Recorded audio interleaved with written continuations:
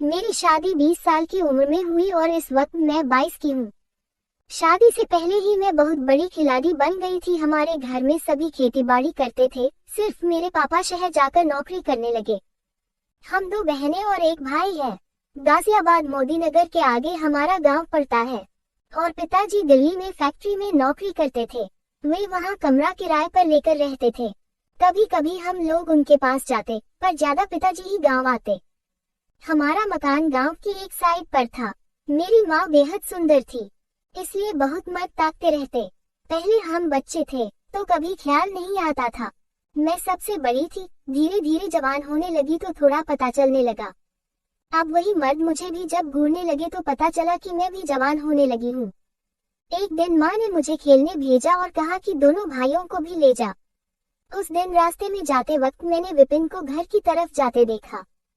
विपिन गांव का ही एक आवारा था। भाई बहन को खेलने में लगाकर मैं दबे पांव घर लौट आई। कुंडी लगी थी, पर भैंसों के तबेले से दीवार कूद मैं धीरे से अंदर गई और दबे पांव कमरे की दीवार से देखा तो दंग सी रह गई। मेरी माँ खुली किताब बनकर बिस्तर पर बिखरी पड़ी थी। विपिन खड़ा अपना जादुई डंडा सहलाता हुआ बोला, जाने मन, देख मेरा शेर कैसे भूखा तुझे देख रहा है। पहली बार जादुई डंडा देख मुझे अजीब सा हुआ। उसने हिलाते हुए कहा, आजा मेरी जाना।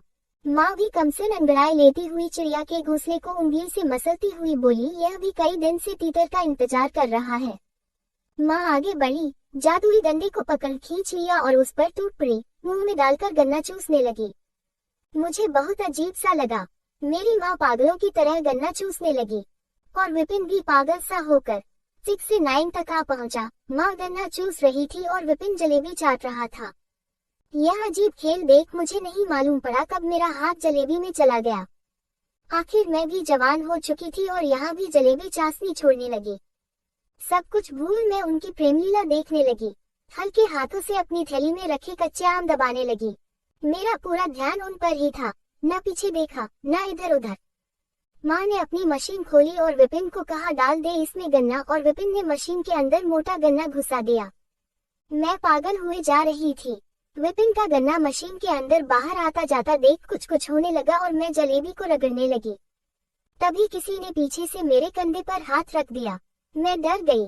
मुड़कर देखा तो हमारे खेतों में काम में मदद करने वाले पूरन काका खड़े थे, जिनको काका ही बुलाती थी। शायद वो भी माँ की खुदाई के चक्कर में वहाँ आए थे। मेरे मुंह पर हाथ रखते हुए काका ने मुझे पीछे खींचा और तबेले की तरफ ले गए। क्या कर रही थी मेरी लाडो? कुछ नहीं काका, कुछ नहीं, मुझे खेलने जाना है। रुक जा, पूजा जानेगी नहीं क्या चल रहा अंदर। नहीं काका, जाने दो मुझे। काका ने मुझे पकड़ लिया। मैं कसमसाई। काका ने थैली में कैद छोटे छोटे आमों को मसला। मैं सिसकार उठी, उफ पूजा, जल्दी तुम अपनी माँ को पीछे छोड़ दोगी। काका, मुझे जाने दो ना। हालांकि मुझे मजा आ रहा था, पर लाजवश मैं जाने को कह रही थी। काका ने और कस के पकड़ लिया और बोले, पूजा मजा आ रहा था क्या तुझे अपनी माँ को खुदाती देख के? मैं बोली, काका मुझे जाने दो। पर काका मुझे कहाँ छोड़ने वाले थे। उन्होंने अधर श्रृंगार शुरू कर दिया। नीचे का पर्दा हटाकर मधुमक्खी के छत्ते में हाथ डाल दिया। अजीब सी सरसराहट मेरे बदन में लगी होने, मीठी मीठी आहें भरने लगी। मेरे सामने विपिन और माँ का सीन घूमने लगा था। काका, कोई आ जाएगा, छोड़िए मुझे। पूजा रानी, तुम बहुत बड़ी खिलाड़ी बनोगी, लिखवा लो।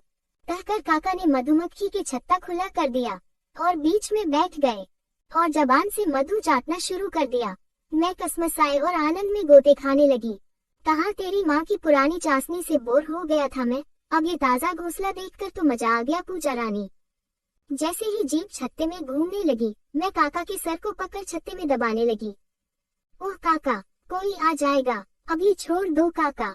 छोटा छोटी मुझे वहाँ ना देख, घर आ जाएंगे, माँ गुस्सा करेगी। उफ पूजा, एक बार गन्ना चूस के रस निकाल दे, बस हल्का कर दे जल्दी जल्दी।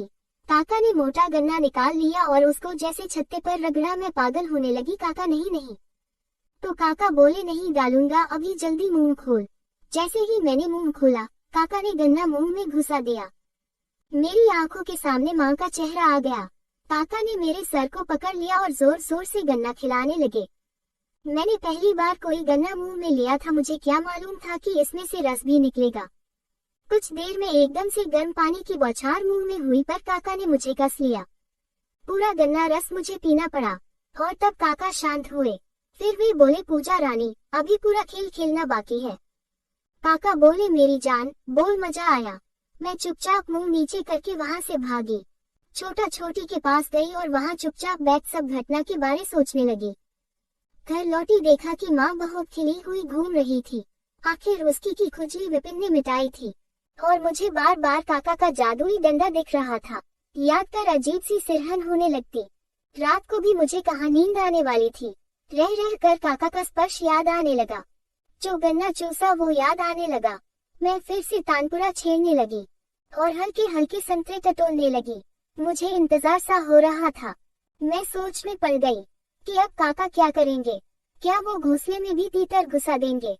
पर कब घुसाएंगे? उस दिन के बाद मेरी जिंदगी में बदलाव सा आ गया। मैं अपनी भरपूर जवानी को महसूस करने लगी। वो स्पर्श पाकर मेरे शरीर में बदलाव से महसूस होने लगे। जब भी मेरा ख्याल उस दिन के पर जाता, मैं गुस्लखाने में जाकर अपना बदन निहारने लगती और अपना हाथ डालने लगती। काका मुझे जब भी देखते, मैं चेहरा झुका लेती। उनको मौका ही नहीं मिल रहा था दबोचने का। अब जब मैं गांव के लड़कों को देखती तो अलग नजर से देखती। मेरे स्वभाव में बदलाव से लड़के भी मुझ पे नजर टिकाने लगे। और आखिर एक दिन वो आया। अचानक से ही वो दिन आ गया। माँ छोटा और छोटी को लेकर नानी के पास गई। मुझे बोलकर गई, आज तुम स्कूल नहीं जाओगी, घर रहना और खेतों में जो काम कर रहे हैं उनको चाय पानी बना कर देना। मैं अकेली थी घर पर। बहुत गर्मी थी उस दिन। माँ को शाम को घर लौटना था। दोपहर को चाय बनाकर मैं खेतों में देने चली गई। मैं अपने ही ख्यालों में खोई वापस लौट रही थी कि मैंने जब देखा कि गेट के बाहर काका खड़े दरवाजा खटखटा रहे थे। मैंने पीछे जाकर कहा, काका कोई नहीं है, माँ नानी के गांव गई है। काका की नजर ही बदल गई। वो मुस्कुराने लगे और बोले, दरवाजा तो खोल पूजा रानी, बहुत गर्मी है, कोई शिकंजी ही पिला दे। मैं बोली, काका मैं अकेली हूँ, आप शाम को आना। अरे खोल ना दरवाजा। जैसे मैंने दरवाजा खोला, काका लपक कर अंदर घुस गए और दरवाजा बंद कर दिया। आजा मेरी पूजा रानी। नहीं काका, आप बहुत बड़े हो मेरे से, मैं आपकी बच्ची जैसी हूँ। ये सब मैं बोल तो गई पर मन में यही था कि काका मुझे अभी दबोच कर मसल दे। अरे चुप कर पूजा रानी, इश्क उम्र नहीं देखता। काका कोई आ जाएगा। अरे रानी, इतनी गर्मी में कौन गांव की धूल छानेगा। कह काका ने मुझे बाहों में उठा लिया और सीधा कमरे में ले गए। उफ पूजा रानी, आज जी भर कर प्यार करूंगा, कली से फूल बना दूंगा, बहुत मजा दूंगा तुझे। काका सब जगह होंठों से निशान छापने लगे। बंद थैली खोलकर संतरे निकाल लिए और खेलने लगे।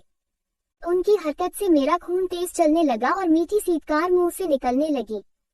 काका किसी पहलवान की तरह कपड़े खोल दंगल के लिए तैयार हो गए। चौड़ा सीना, घने बाल, बहुत बलवान शरीर था उनका। मेरा साथ दे पूजा, काका बोले और झट से सारा बोझ उतार फेंका और सारी दुकान खोल कर रख दी।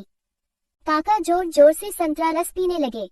अपने होठों को काटती हुई पहली बार मैं बोली, उफ काका बहुत मजा आता है, उफ ऐसे और करो ना। वो दोनों केले के तनों को खोलकर बीच में आए। प्यार से घोंसले की जुड़ी हुई दीवारों को फैलाकर उस पे तीतर की चोंच को रगड़ा। वो खिलाड़ी था, मालूम था उसे कि नए घोंसले में तीतर बैठेगा तो घोंसले की क्या हालत होगी। मैं बोली, पूरन भेजो ना तीतर को अंदर। काका बोले, तेल ले आ सरसों का। वो क्या करोगे? वो बोले, ला तो ज्यादा मजा आएगा।